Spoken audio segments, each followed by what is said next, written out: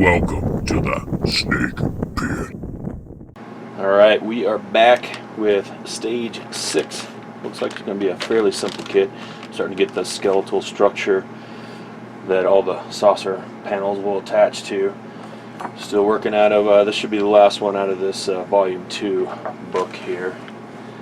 And then, since this one is so easily done, we'll take a look at some of the artwork and stuff in the back of this book. How about that? If you want to stick around for that. Thanks for all the comments out there. A lot of people tell me to go watch World of Wayne. I do watch World of Wayne. I haven't watched all of his builds for the Enterprise kits yet, but I usually go over there for the DeLorean stuff. For the Enterprise stuff, I'm watching some of them if I run into a problem, maybe. It's kind of the plan. Then I'll watch them later. It's kind of fun to experience it, you know, yourself up front. So, ooh, like this. This is metal. I was thinking it was going to be plastic when I saw it, so that's pretty cool. Alright, let's see here. Take the upper skeleton 4 and skeletal support U4A. Insert the 2 screw posts from skeletal support into upper skeleton 4 as shown. Okay. Let me orient this. Let's see. Okay. Looks like it's going to have to be flipped that way. And get these out. Screws over.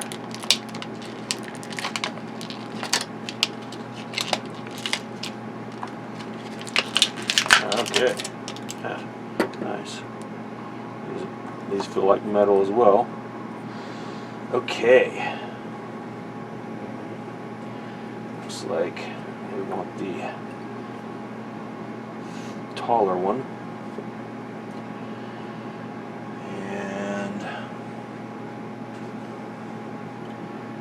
it's going to go in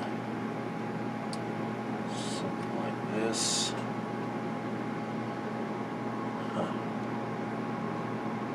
Okay. Get the screws out and ready.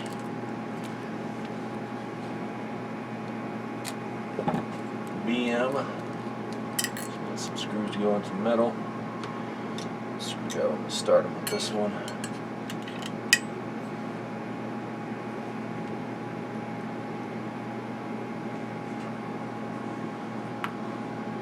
Lost my screw already. Someone did suggest I get a set of the helping hands, which I do actually have.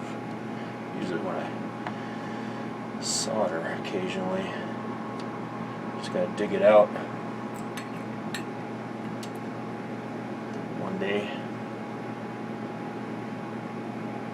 Now we're gonna fumble and bumble.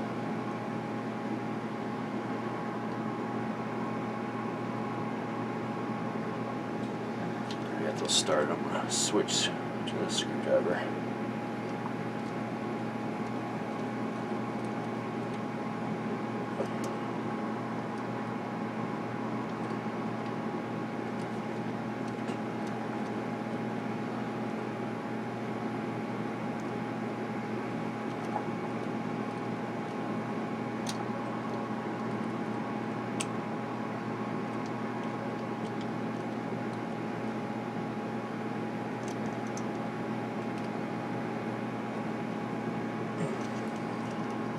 Okay, that's in. And I'm going to do the same with this one here.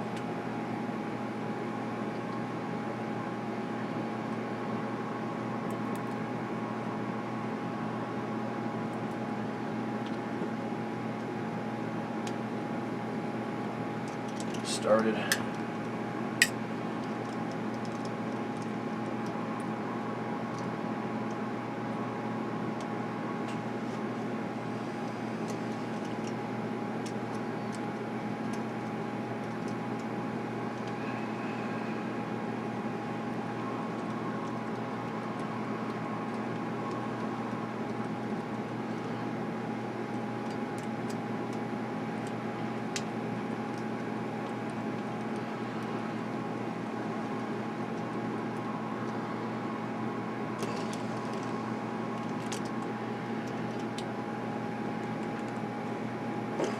A little shaky today.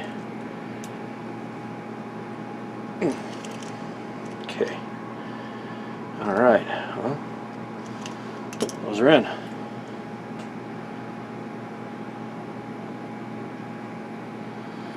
And that's going to be fun having to do a bunch of those. I definitely probably have to improve my methodology. Okay. Easy enough kit. Sometimes it's nice to get a quick, simple one out. Especially after dealing with those windows and stuff. But let's take a look at this. Yeah. You know, spoilers alert, I guess. Let me get you up here a little bit zoomed in.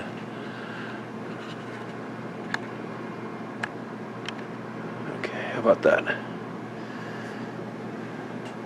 Pretty cool. I like this behind the scenes stuff in these.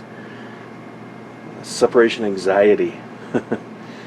Second part of designing the D, concept artist Andrew Probert shares the secrets of saucer separation and sheds light on the ship's many windows. So I kind of like that one. I like how that one's separated in the concept art. I'm not going to read this word for word, but he thought of it, when it was originally described to him, he thought of it like an auxiliary craft that goes off and fights battles. And what I came up with was a capital letter D shaped nestled in the saucer with its serifs extended to become 2 warp engines. Okay, now that would have been cool. That would have been cool because I do believe that was a big drawback for that saucer drive, or saucer section, was you lost your warp drive, right? Someone correct me if I'm wrong on that. Once it separated, it had impulse. So his original concept would have gave it some warp capability, which really makes sense.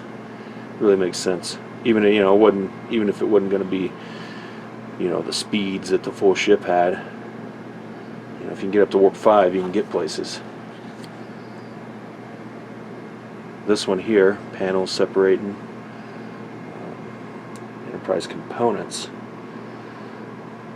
Idea for a large detachable sections of the saucer and engines that can be jettisoned, as well as more familiar separation such as the captain's yacht. I wish we would have saw the captain's yacht in the Next Generation. Rows of lifeboats, main saucer, and the main saucer itself. Okay. That is a refitted Constitution right there. That says rendered in Maker in 1979. Probert's earliest ideas for starship saucer separation stem from his work on the motion picture.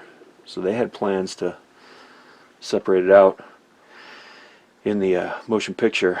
Now, the original series, it's kind of debatable, but there's actually 2 different places that I found where Captain Kirk, he's on a planet somewhere and his ship's up there captured, and he tells them to crack out of, jettison the warp nacelles and crack out of there, or something to that effect. But he actually said it in 2 different episodes. So some believe that was just these. Some believe that was actually the whole star drive and just get out of there with the saucer. But that could be the beginnings of the concept, the idea. It was around. Just shows how massive the Next Generation, the Galaxy class is compared to the original Constitution. Wow. Alright, hands on decks. This is really cool. Really cool.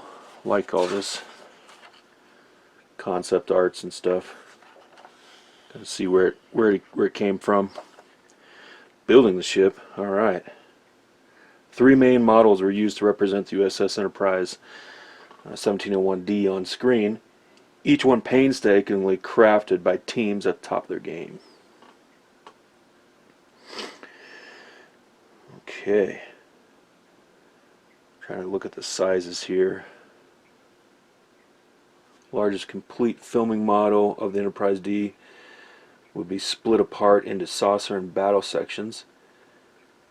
Intricate wiring ran through both hulls, powering fluorescent lighting tubes, as seen here, emerging from the front of the uncapped port side warp nacelle. Okay, so that's how they lit that up. Fluorescence. Wow. Cool. Is that the last page? No, there's one more. Look at that.